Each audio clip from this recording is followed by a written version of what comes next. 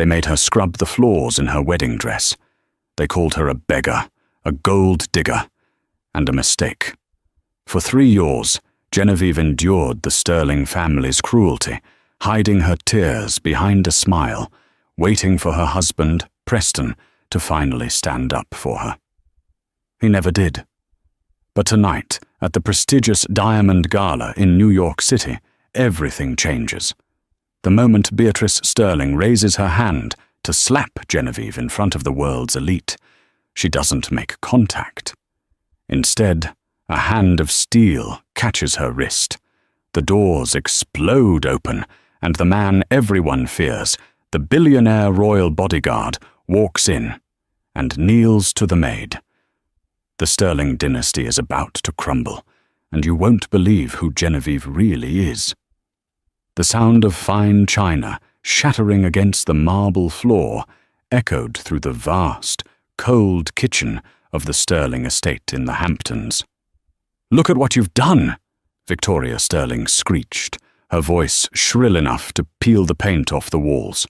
She pointed a manicured finger, adorned with a 3-carat canary diamond, at the shattered remains of a vintage Hermes dinner plate. "Do you have any idea how much that cost? That plate is worth more than your entire existence, you clumsy, useless girl." Genevieve dropped to her knees, her hands trembling as she began to pick up the sharp shards. "I'm sorry, Victoria. The handle was slippery. Mother!" "Call me Mother Sterling, or better yet, Mrs. Sterling," the older woman hissed, looming over her. Victoria was a woman who wore her wealth like armor. Today she was encased in a tweed Chanel suit that cost more than most people's cars, her face pulled tight by the best plastic surgeons in Zurich. My son must have been out of his mind to marry a barista. A nobody. I told Preston you were nothing but a leech. Genevieve flinched as a shard sliced into her thumb, a bead of bright red blood welling up. She didn't cry out. She had learned long ago that tears only fed Victoria's sadism. For 3 years this had been her life. She had met Preston Sterling in a coffee shop in Seattle. He had been charming, different, or so she thought. He played the part of the misunderstood heir to the Sterling shipping empire, a man who wanted love, not status. But the moment the ring was on her finger and she moved into the family estate, the mask fell. Preston was weak, a puppet dancing on his mother's strings, and Genevieve was the audience aimed to be humiliated. "Leave it!" A deep, bored voice came from the doorway. Genevieve looked up. It was Preston. He was leaning against the doorframe, checking his Patek Philippe watch, looking annoyed not at his mother's cruelty, but at the delay. "Preston!" Genevieve breathed, standing up, cradling her bleeding hand. "Please, can you help me with the—" "Jen, stop making a scene," Preston sighed, running a hand through his perfectly gelled blonde hair. "Mother is stressed. The gala is tonight. You know how important this merger is. If we don't secure the partnership with the Vane Syndicate, the stock drops. Just clean it up and stay out of the way." "I'm your wife, Preston," she whispered, the hurt piercing deeper than the ceramic shard in her thumb. "I'm supposed to be by your side at the gala." Victoria let out a dry, cruel laugh. "You?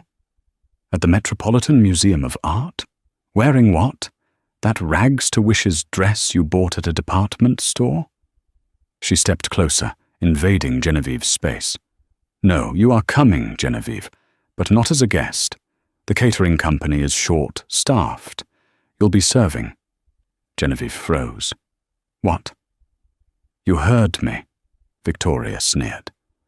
"If you want to earn your keep in this house, you'll put on a uniform and hold a tray. Maybe then you'll finally be useful." She looked at Preston, silently begging him to intervene. To say no, that is my wife. Preston looked at his shoes. "It's just for one night, Jen. It would really help Mom out.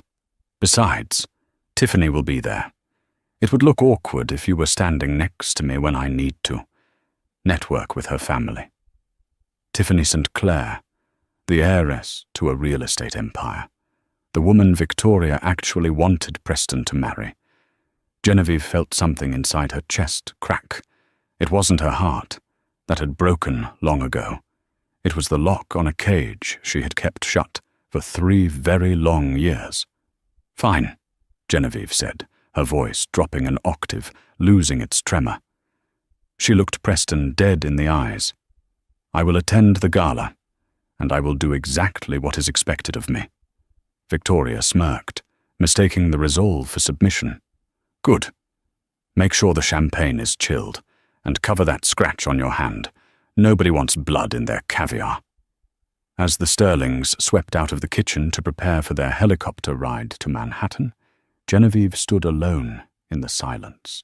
She walked over to the trash, dumped the broken porcelain, and then pulled a small, outdated burner phone from a hidden pocket in her apron. She dialed a number she hadn't called in 1,095 days. It rang once. "Status," a voice answered.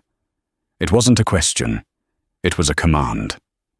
The voice was deep, raspy, and sounded like danger wrapped in velvet.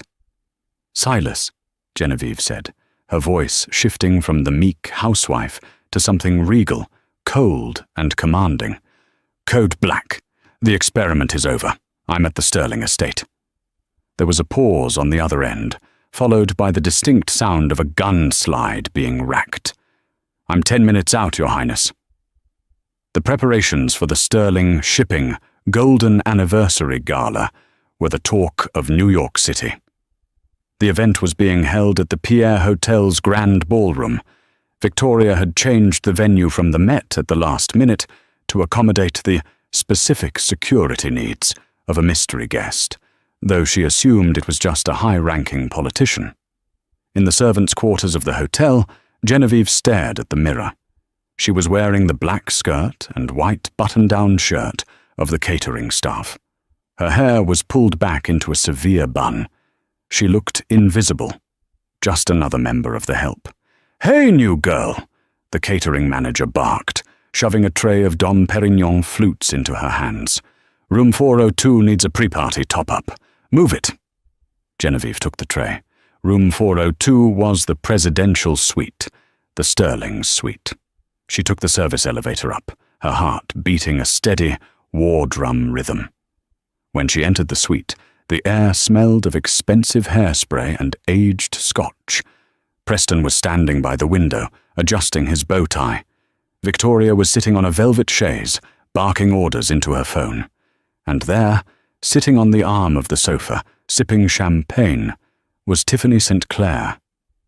Tiffany was everything Genevieve wasn't allowed to be, loud, flashy, and draped in diamonds.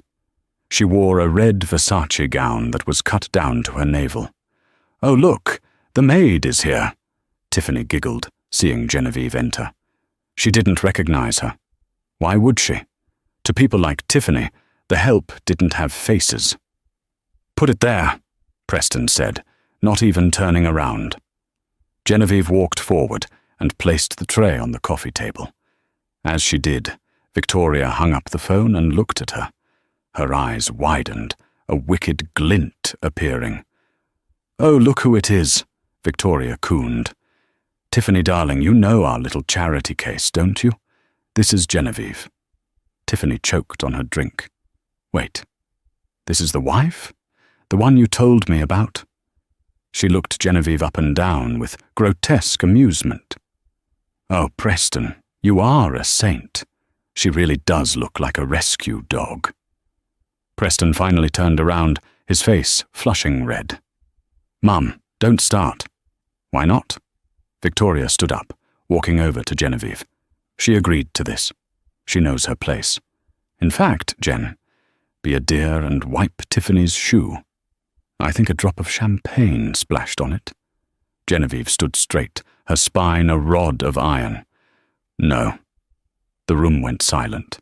The air conditioner hummed loudly. "Excuse me," Victoria hissed.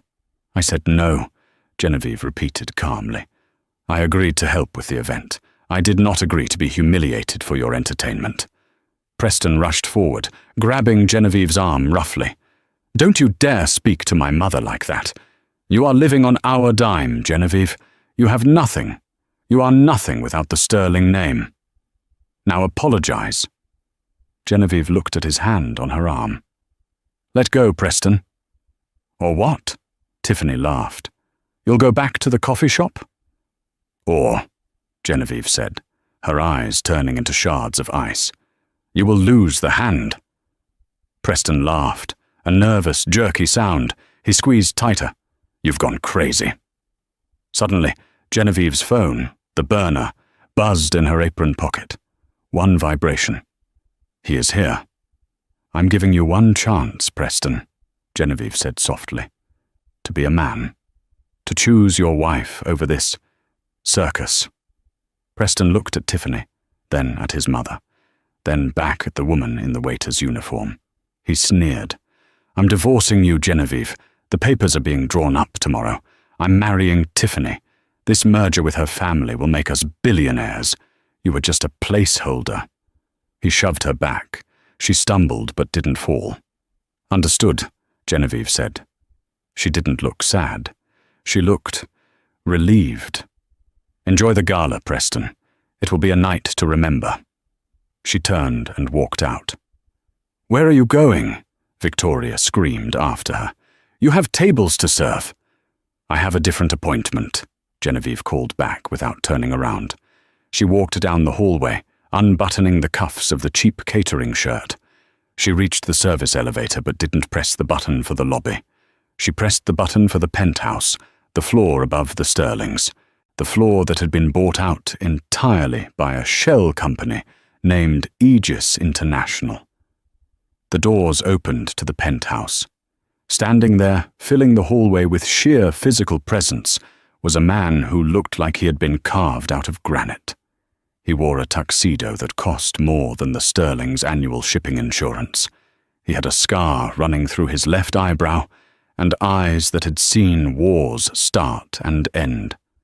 Silas Vane, the royal bodyguard, the most dangerous man in Europe. He saw Genevieve in her waiter uniform.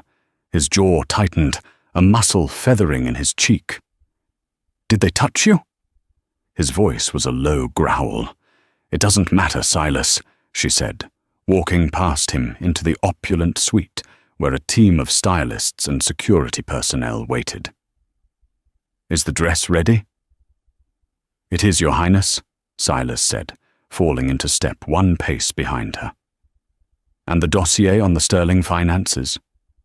Release it, Genevieve said, stripping off the waiter's shirt, revealing a diamond-encrusted camisole beneath.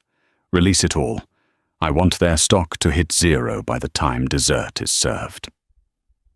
The ballroom of the Pierre was a sea of black ties and designer gowns. The creme de la creme of New York society was there. Senators, tech moguls, and old money families clinked glasses of scotch and discussed tax evasion. At the center of it all held court the Sterlings. Victoria was beaming. Preston was holding Tiffany's hand, and Arthur Sterling, the patriarch, was boasting about the upcoming merger. Yes, yes, Arthur boomed. The Sterling-St. Clair merger will revolutionize logistics. We are expecting a significant capital injection from a European investor tonight as well. Where is your wife, Preston? A rival CEO asked, looking around. Preston waved a hand dismissively. Oh, Genevieve couldn't make it. She's under the weather. Fragile constitution, you know. She's serving the crab cakes, Victoria whispered to Tiffany, and they both erupted into giggles. Suddenly, the lights in the ballroom dimmed. The spotlight hit the grand staircase. Ladies and gentlemen, the announcer's voice boomed, please welcome the guest of honor, representing the sovereign principality of Valoria, the crown princess. A hush fell over the room. Valoria? The small European nation, known for its banking secrecy and trillion-dollar sovereign wealth fund? No one knew a Valorian royal was in New York. The double doors at the top of the stairs swung open. Silas Vane walked out first. He scanned the room, his presence radiating such intensity that people instinctively took a step back. He stopped at the edge of the landing and nodded. Then she stepped out. She was wearing a gown of midnight blue silk, custom-made by Ely Saab, woven with threads of real platinum.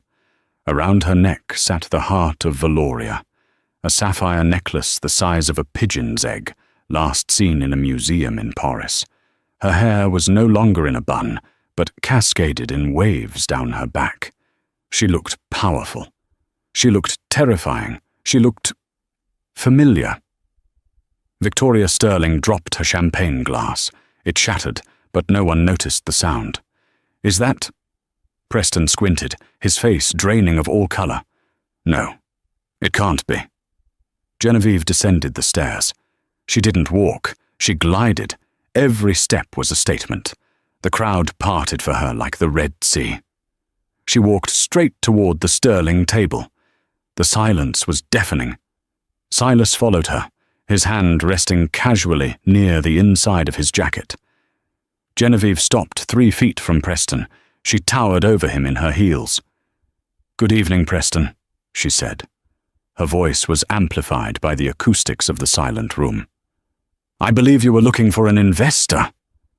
"Jen?" Preston whispered, his voice cracking. What is this? Where did you get that dress?" "You stole it!" Victoria shrieked, her brain unable to process the reality. She stepped forward, her face twisted in rage. "You little thief! You stole that necklace! Security! Arrest this woman!" Victoria reached out to grab the necklace, to tear it off Genevieve's neck. Wham! It happened so fast the eye couldn't track it. 1 second Victoria was lunging. The next, she was on her knees, gasping for air. Silas had intercepted her, grabbing her wrist and twisting it behind her back with surgical precision. He forced her down, his polished shoe pinning the hem of her Chanel skirt to the floor. "Do not," Silas growled, his voice echoing through the ballroom. "Touch Her Royal Highness." "Highness?" Arthur Sterling stammered, stepping forward, his hands shaking. "What is the meaning of this?" Genevieve looked at her father-in-law. "It means, Arthur, that the nobody your son married is Princess Genevieve of Valoria, sole heir to the Valorian banking dynasty, and the woman who has been secretly funding your failing shipping company for the last 3 years to keep you out of prison." The room gasped, a collective intake of breath from 300 people. "Funding?" Preston choked out. "But we are profitable." "You were bankrupt 3 years ago," Genevieve said coldly. "I paid your debts. I covered your losses. I did it because I loved you. I wanted to see if you loved me or just the money." She looked at Tiffany, who was backing away, trying to hide behind a waiter. "I got my answer tonight." Genevieve signaled to Silas. He released Victoria, who collapsed onto the floor, sobbing in humiliation. Silas reached into his jacket and pulled out a sleek, black tablet. He handed it to Genevieve. "Ladies and gentlemen," Genevieve addressed the crowd, her voice ringing clear. "The Sterling Shipping Company has been engaging in fraud to inflate their stock prices. As the primary creditor, the Royal House of Valoria is hereby calling in all loans." She tapped the screen. Immediately, phones began to buzz all over the room. The bankers and investors in the crowd were checking their notifications. "My God," someone shouted from the back. "Sterling stock just dropped 80%. It's a free fall." "No," Arthur screamed, clutching his chest. "You can't do this." "It's done," Genevieve said. She turned to Preston. "You wanted a divorce, Preston? You have it. But you won't be marrying an heiress. You'll be lucky if you can afford a lawyer." She turned on her heel. "Silas, take me home."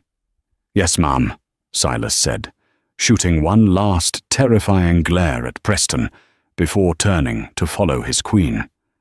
But just as they reached the doors, Preston, fueled by panic and rage, grabbed a steak knife from a nearby table. "You ruined my life!" he screamed, charging at her back.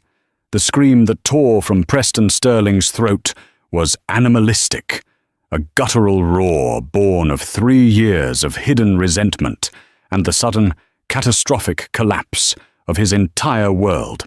The steak knife glinted under the chandeliers of the Pierre's grand ballroom as he lunged across the few feet separating him from Genevieve's unprotected back. Time seemed to warp.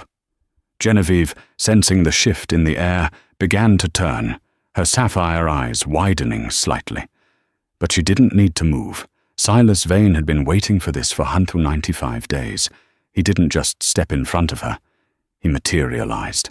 The crowd barely registered movement before the sickening crack echoed through the silent room. Silas's left hand, moving with the speed of a striking cobra, intercepted Preston's wrist mid-air. The momentum of Preston's charge worked against him. Silas didn't just stop the arm, he twisted it counterclockwise with ruthless, calculated force. The knife clattered uselessly to the marble floor. Preston's roar turned into a high-pitched shriek of agony as the radius and ulnar bones in his forearms snapped. Preston hit the floor knees first, cradling his shattered arm, whimpering as the adrenaline faded and the blinding pain set in. He looked up, tears streaming down his face, past the immaculate hem of Silas's trousers to the face of the man who had broken him. Silas stood perfectly still, his chest not even heaving. He looked down at Preston like one might look at a cockroach that had crawled onto a dining table, with nothing but cold, clinical disgust. "That," Silas said, his voice low, but carrying to every corner of the stunned ballroom, "was a mistake, Mr. Sterling. Attacking a head of state carries a mandatory minimum sentence of 25 years in a federal penitentiary, and that is before I file charges for assault on a royal guardsman." Genevieve turned fully now. She looked down at the man she had shared a bed with for 3 years. The man who had watched his mother berate her daily and done nothing. She felt a flicker of something, not pity, but a profound sadness for the time she had wasted. "Preston," she said softly. The microphone on the podium nearby picked up her voice. "Did you really think I would come here unprotected?" Around the room, the spell broke. The doors burst open, and a dozen tactical officers from the NYPD, accompanied by federal agents, swarmed the room. They had been waiting in the wings, briefed by Silas hours ago on the massive financial fraud about to be exposed. "Arthur Sterling, Victoria Sterling," an FBI agent announced, marching toward the head table where Arthur was clutching his chest, and Victoria was trying to crawl under the tablecloth. "You are under arrest for securities fraud, wire fraud, and international money laundering." The scene was pure chaos. Camera phones were flashing wildly, capturing the fall of an American dynasty in real time. Tiffany St. Clair, realizing her proximity to the radioactive Sterlings was social suicide, tried to slip away toward the exit.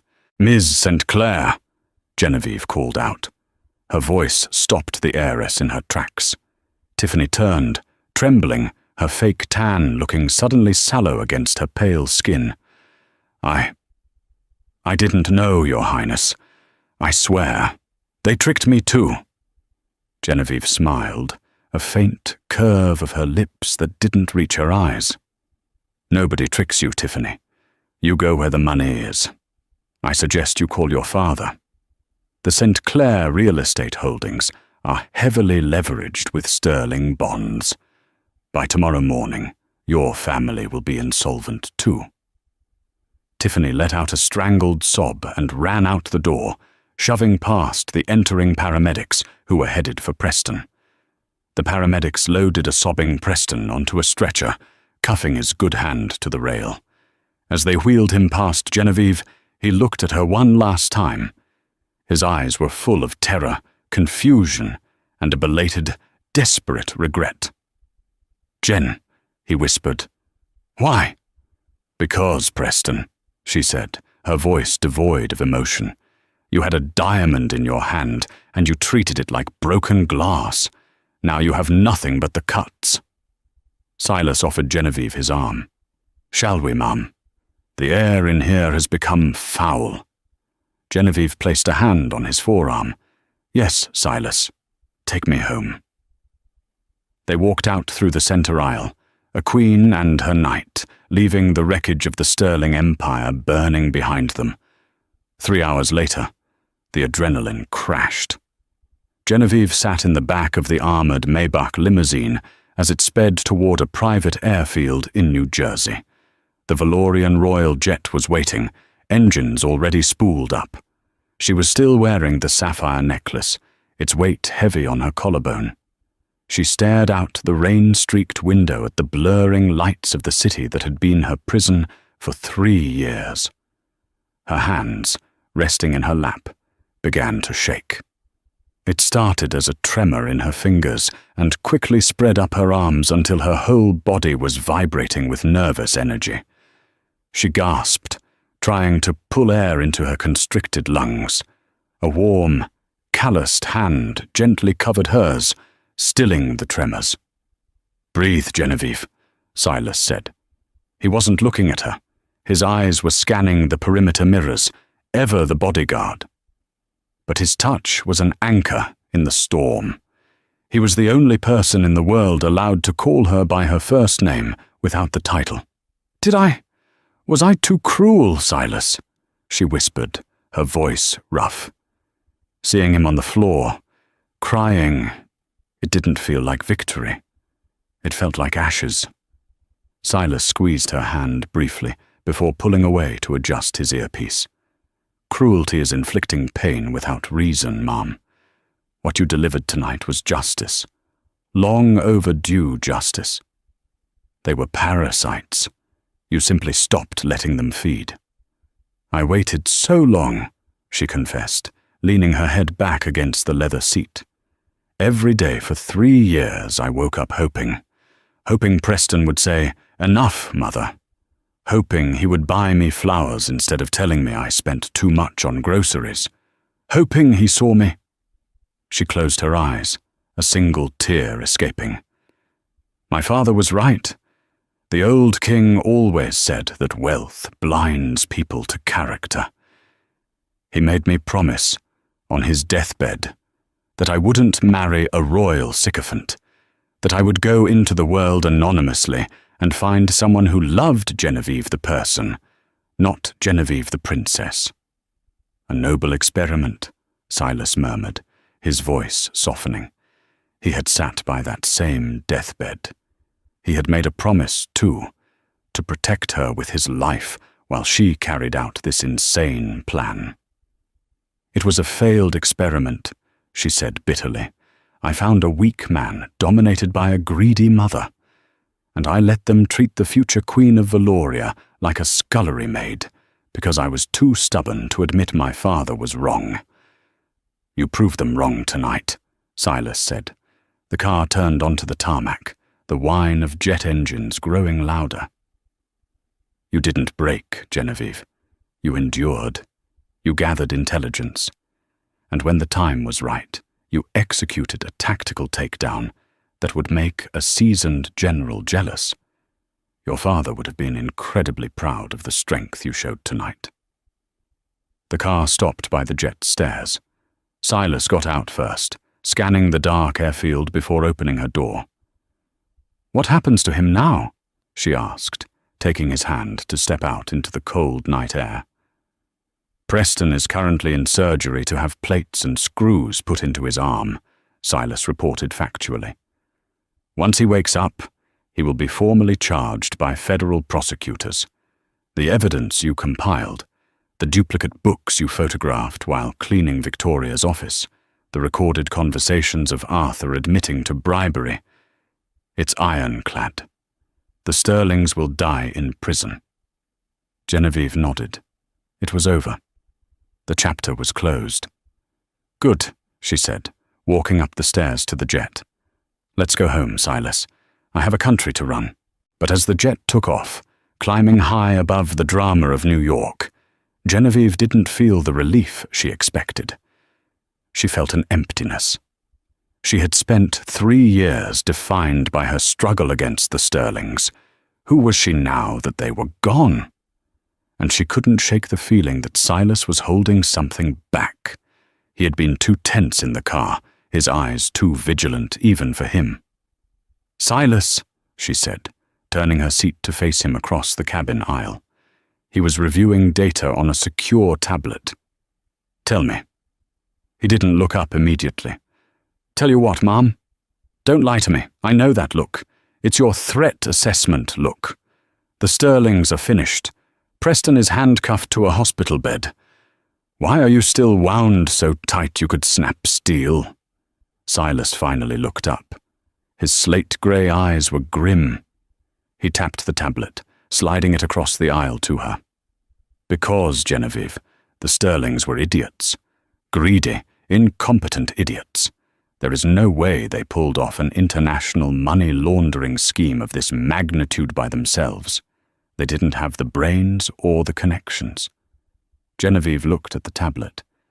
It showed a complex web of financial transactions, shell companies nesting inside shell companies like Russian dolls. "You think they had a partner?" she asked. "Not a partner, a master," Silas corrected. "The Sterlings were just the washing machine. Someone else owned the dirty laundry.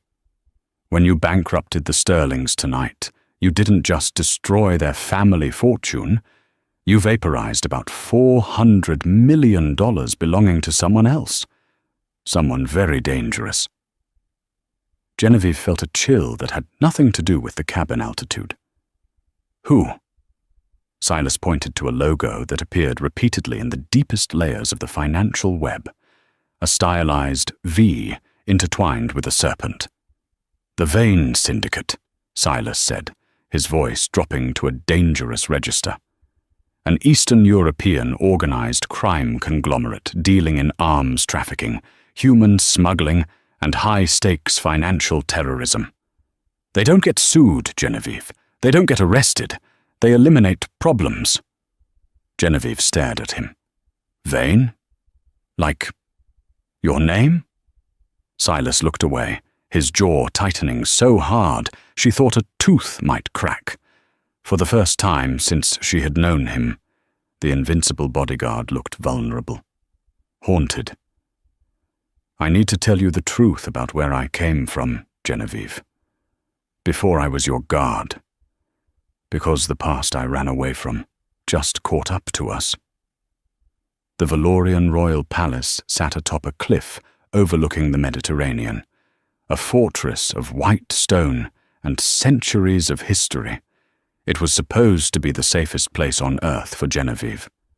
But 3 days after the gala, the air in the palace was thick with tension. The global media frenzy was unprecedented. The Cinderella princess story had captured the world's imagination.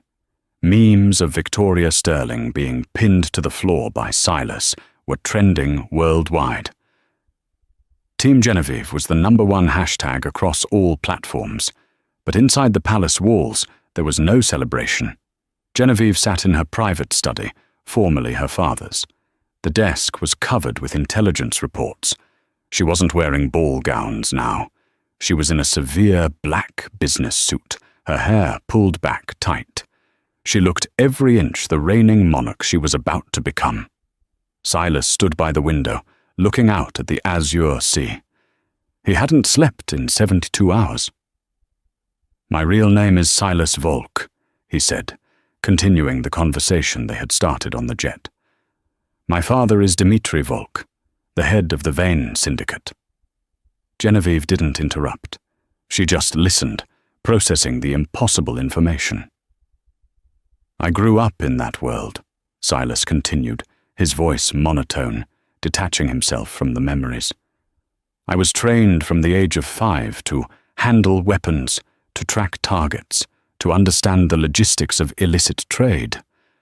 I was supposed to inherit the empire." He turned from the window. When I was 18, my father ordered me to execute a rival's family, including their children. To blood me, he called it. What did you do? Genevieve whispered. I left, Silas said simply. I disappeared.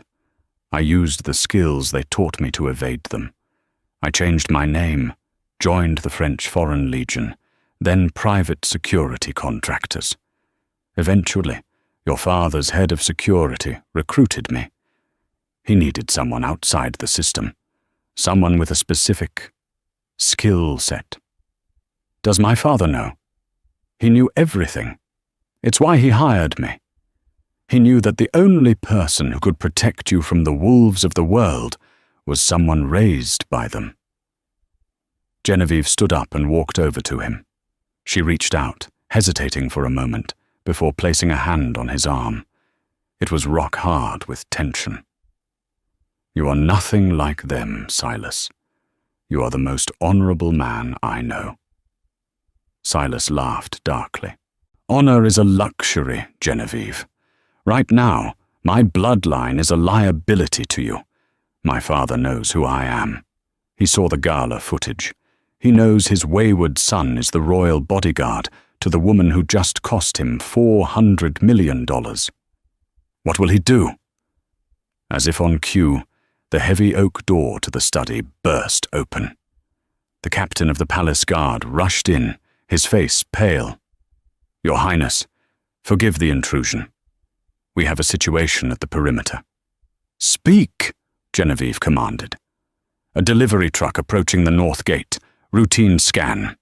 It blew up, ma'am. A massive VBIED, vehicle-borne improvised explosive device. The gate is destroyed. We have 4 guards down. Critical condition.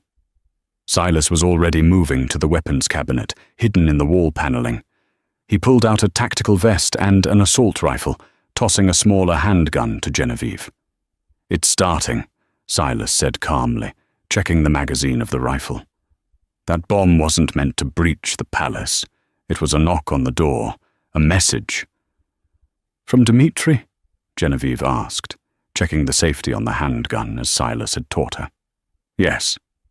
He's telling us that nowhere is safe. He's telling me that I can't hide behind palace walls.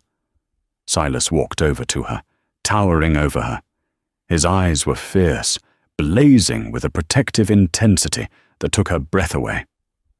Genevieve, you need to go to the bunker beneath the palace, the panic room. It's sealed, independent air supply. You stay there until I come get you. I am not hiding in a hole while my guards are being attacked, she said defiantly. I am the head of this state. I will stand my ground. This isn't a state matter anymore, Silas growled, grabbing her shoulders. This is a blood feud. My father won't stop until he gets his money back, or until we are both dead. He will send mercenaries. He will bribe officials. He will burn this whole country down to get to you. Then we fight back, Genevieve said, meeting his gaze without flinching. She wasn't the scared barista in the Hamptons kitchen anymore. She was a queen whose territory had been invaded. We don't just defend, Silas. We attack. You know their operations better than anyone. You know where their money is, where their vulnerabilities are. Silas stared at her, a slow, dangerous smile spreading across his face. It was a look she had never seen before, the look of the predator he was raised to be, finally unleashed. You want to go to war with the syndicate? He asked. They came to my house, Genevieve said coldly. I think it's time we paid a visit to theirs. She stepped away from him and picked up a secure satellite phone from her desk. Get the jet ready again, she ordered the pilot on the other end. And Silas, tell the armory to load the heavy ordnance. We're going to Eastern Europe. The Gulfstream G650ER sliced through the heavy cloud cover over the Carpathian Mountains, the turbulence shaking the cabin violently. Outside, the world was a void of darkness and snow. Inside, The air was heavy with the scent of gun oil and nervous anticipation. Genevieve sat across from Silas, watching him assemble a Heckler & Koch MP7. He moved with the terrifying grace of a machine, every click and snap of the weapon echoing in the silent cabin. He wasn't wearing his tuxedo anymore. He was dressed in tactical black gear, a ceramic plate carrier strapped over his chest, a knife sheathed at his shoulder. He looked like the god of war. "We land in 20 minutes, Silas said, not looking up from the weapon. "The intel from MI6 confirms it. Dmitri is hosting a summit at Voronezh Castle. He feels safe there. He thinks we are cowering in your panic room in Valoria." "He underestimates us," Genevieve said, adjusting the strap of the Kevlar vest she wore under her thick winter coat. "Just like the Sterlings did." Silas paused. He looked up, his slate-grey eyes locking onto hers. For the first time, the professional mask slipped entirely. "Genevieve, listen to me. Once we breach the perimeter, I cannot guarantee your safety. My father, he is a monster. If it comes down to a choice between capturing him and saving you, I will burn the world down to get you out. Do you understand?" Genevieve reached across the aisle, placing her hand over his. His skin was cold. "I'm not asking you to save me, Silas. I'm asking you to stand with me. We finish this tonight. No more looking over our shoulders." The pilot's voice crackled over the intercom. "Wheels down in 2 minutes. Lights are out. We are coming in hot." The convoy of 3 armored black Range Rovers, acquired by a local contact, snaked up the treacherous mountain road toward the castle. The snow was falling harder now, a white curtain masking their approach. Voronezh Castle was a fortress of jagged stone perched on a cliff edge. It was protected by a private army, high walls, and the fear that the name Volk inspired. "Check your comms," Silas whispered into his headset as they killed the headlights a mile out. "Check," Genevieve replied, her voice steady. She wasn't carrying an assault rifle, but the Glock 19 on her hip felt reassuringly heavy. But her real weapon was in the briefcase, handcuffed to her left wrist. They didn't knock. Silas and a team of 6 elite mercenaries, men loyal only to the Valorian crown, breached the east wall, using silent thermal charges. The explosion was a dull thump, swallowed by the howling wind. They moved like ghosts through the courtyard. Silas took point, dropping 2 perimeter guards with suppressed shots before they could even reach for their radios. Genevieve stayed close to his back, moving exactly as he had taught her during those late-night sessions in the palace gym that she used to pretend were just for fitness. They reached the heavy oak doors of the great hall. Inside, the faint sound of laughter and clinking glasses could be heard. Dmitri was celebrating. Silas looked at Genevieve. He nodded once. He kicked the doors open. The room froze. It was a cavernous hall, lit by roaring fireplaces and iron chandeliers. At a long banquet table sat a dozen men, arms dealers, traffickers, warlords, and at the head of the table sat Dmitri Volk. He was an older, crueler version of Silas. The same sharp jaw, the same cold eyes. But where Silas had discipline, Dmitri had malice etched into every wrinkle. "Silas," Dmitri said, not even rising from his chair. He picked up his glass of vodka. "I was wondering when you would come home, and you brought a guest." A dozen guards raised their weapons, aiming at Silas and Genevieve. Silas's team aimed back. It was a Mexican standoff, tension pulled so tight it vibrated in the air. "Father," Silas said, his voice a low rumble, "tell your men to stand down, or this room becomes a graveyard." Dmitri laughed, a dry, rasping sound. "You always were dramatic. You think you can walk into my house with 6 men and threaten me? I have 50 guards outside." "Your guards outside are sleeping," Silas lied smoothly. and the 4 snipers I have positioned on the ridges have their lasers trained on your skull right now." It was a bluff. There were no snipers. But Dmitri hesitated. He glanced at the window. "Why are you here?" Dmitri sneered. "To beg for your life? To return my money?" Genevieve stepped forward, stepping out from behind Silas's protection. She placed the briefcase on a side table and unlocked the cuffs. "I'm here to make a deal," she said, her voice projecting regally across the hall. Dmitri looked her up and down with amusement. "The barista princess. You have spirit, I'll give you that. But unless that case is full of $400 million in bearer bonds, you have nothing I want." "It's not money," Genevieve said, opening the case. She turned it around. It was a laptop, displaying a complex interface of a global banking server. "It's leverage." "I don't need leverage," Dmitri scoffed. "I own the police in this region." "Do you own the United States Treasury?" Genevieve asked calmly. "Do you own the European Central Bank?" Dmitri's eyes narrowed. "What are you talking about?" "When I liquidated the sterling accounts," Genevieve explained, her fingers hovering over the Enter key, "I didn't just take the money. I traced the routing numbers. I found the web, Dmitri. The 42 shell companies you use to wash your money through Singapore, the Cayman Islands, and Zurich." She smiled, a cold, dangerous smile that reminded Silas of the night she destroyed Preston. "Currently, I have a program running that is set to execute a mass flagging protocol. If I press this key, every single cent you have in the international banking system, roughly $2.4 billion, will be instantly frozen for terror financing investigation. Your assets will be seized.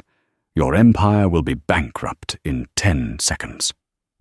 The room went deathly silent. The other warlords at the table looked at Dmitri nervously. They were loyal to his money, not him. If the money vanished, so did they. Dmitri stood up slowly, his face turning a violent shade of red. "You wouldn't dare. If you do that, you die here." "If I die," Genevieve said, "my thumb lifts off this key, and the program executes automatically. It's a dead man's switch." It was the ultimate bluff. The program required a password to execute, not a release. But Dmitri didn't know tech. He knew fear. "What do you want?" Dmitri hissed, a vein throbbing in his temple. "Surrender," Silas said, stepping forward. "You surrender to Interpol. You confess to the bombing of the Valorian Palace. You dismantle the syndicate. And if I refuse? Then you die a pauper," Genevieve said. "And your friends at this table will kill you before I even have to, because you'll be the reason they lost their fortunes too." Dmitri looked around the table. He saw the shifting eyes of his allies. He saw the greed turning to calculation. He was cornered. "Fine," Dmitri spat. "I yield." He reached into his jacket, slowly, as if to pull out a white flag. "Gun!" Silas screamed. Dmitri didn't pull out a flag. He pulled a compact Sig Sauer and fired blindly at Genevieve. Time fractured. Silas moved faster than thought. He threw his body across Genevieve's, tackling her to the stone floor. The bullet grazed his tactical vest, sparks flying, tearing into the flesh of his shoulder. The room erupted. Silas's mercenaries opened fire. The warlords dove for cover. Dmitri flipped the heavy oak table, using it as a shield, firing wildly. "Silas!" Genevieve screamed, seeing the blood welling up on his arm. "I'm fine!" Silas grunted, rolling to his knees, raising his MP7. "Stay down!" He advanced on the table, moving through the hail of gunfire like a phantom. He didn't feel the pain in his shoulder. He only felt a cold, white-hot rage. His father had tried to kill her. Dmitri popped up to fire again, but Silas was already there. Silas kicked the gun out of his father's hand, the sound of breaking fingers echoing. Dmitri howled, falling back against the stone fireplace. He looked up at his son, his eyes full of hate. "Do it!" Dmitri screamed. "Finish it! Be a killer, like I taught you!" Silas leveled the barrel of the gun at his father's forehead. His finger tightened on the trigger. It would be so easy. Just one squeeze, and the nightmare was over. The man who had tormented his childhood, who had bombed his home, who had tried to kill the woman he loved. Gone. "Silas, no!"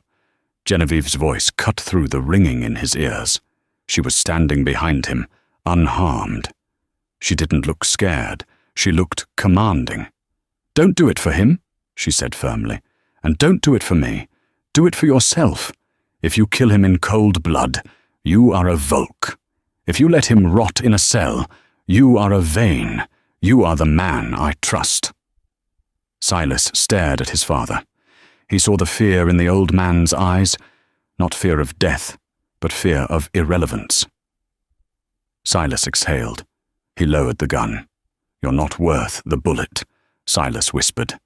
He pistol-whipped Dmitri across the jaw with a brutal, efficient stroke. The crime lord collapsed, unconscious, into the ashes of the fireplace. "Secure him," Silas barked to his team. "And signal Interpol. We have the package." He turned to Genevieve. The adrenaline was fading, and his knees felt weak. "You okay?" he asked, his voice rough. Genevieve didn't answer. She threw her arms around his neck and kissed him. It wasn't a polite, royal kiss. It was desperate, fueled by survival and 3 years of unspoken longing. It tasted of adrenaline and victory. Silas froze for a second. Then his good arm wrapped around her waist, pulling her flush against him, burying his face in her neck. "I'm okay," she whispered against his lips. "We're okay." 3 months later, the morning sun hit the balcony of the Valorian Palace, turning the Mediterranean Sea into a sheet of diamonds. Genevieve sat at the wrought-iron table, sipping her coffee. She wasn't wearing a uniform or a ball gown. She was wearing a simple white sundress, her hair loose in the breeze. On the table lay a copy of the New York Times. The headline read, "Sterling Dynasty Crumbles. Preston Sterling sentenced to 25 years. The article detailed the trial, how Preston had wept when the judge read the verdict, how Victoria had tried to blame everything on her husband, only to be dragged away screaming, how Tiffany St. Clair was currently working as a hostess in a mid-tier restaurant in Jersey, her family assets seized by creditors. Karma hadn't just hit back, it had dropped a nuclear bomb. "Good news?" a voice asked. Silas walked onto the balcony. He wasn't wearing his tactical gear or his stiff suit. He was wearing a linen shirt, the sleeves rolled up, revealing the scar on his shoulder, a permanent reminder of the night in the castle. "The best," Genevieve smiled, pushing the paper away. "The chapter is closed." Silas walked over and poured himself a coffee. He looked relaxed, years younger than the man who had stood in the penthouse in New York.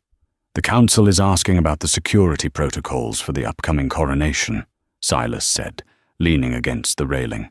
"They want to know if the head of security will be standing on the dais or in the crowd." Genevieve stood up and walked over to him. She placed her hands on his chest, feeling the steady beat of his heart. "Actually," she said, a playful glint in her eyes, "I informed the council this morning that I will be making a change to the Royal Guard protocols." Silas raised an eyebrow. "Oh, am I being fired?" "Promoted," she corrected. "I told them that the Queen cannot be guarded by a mere employee. It's a conflict of interest." "So who will guard her?" Silas asked, his voice dropping low, his hands finding her waist. "Her husband," Genevieve whispered. Silas froze, his eyes widening. "Genevieve, are you sure? The scandal, a former mercenary, the son of a crime lord?" "The man who saved my life," she countered. "The man who helped me find my voice. The only man who ever saw me when I was invisible." She pulled a small velvet box from her pocket. Inside was a simple platinum band. No diamonds, just strength. "I did the proposing last time," she joked softly. "But I think this time we do it right. Will you marry me, Silas Vane?" Silas looked at the woman who had scrubbed floors to survive, who had brought down an empire of greed, and who had walked into a warlord's castle to save him. He took the ring. He didn't kneel. He stood tall, meeting her gaze as an equal. "Yes," he said, "until the end of the line, Your Highness." "Drop the title, Silas," she smiled, pulling him in for a kiss as the Valorian bells began to ring in the city below. "Yes, Genevieve. Just Genevieve." And that is the incredible end of Genevieve's journey, from a humiliated wife scrubbing floors in the Hamptons to the queen who took down 2 empires, the Sterlings and the Syndicate. She didn't just get revenge. She got justice, and she found a love that was worth fighting for. It's a powerful reminder that no matter how much people try to push you down, your true worth isn't defined by their opinions, but by your own strength. Preston chose gold and lost everything. Genevieve chose dignity and won the world. I hope you enjoyed this 7-part saga. If this story gave you chills, please hit that like button. It really helps the channel grow. Subscribe and ring the bell so you never miss a new story. And tell me in the comments, do you think Preston deserved 25 years? Or was that too lenient? I'll be reading your replies. Thanks for watching, and see you in the next video.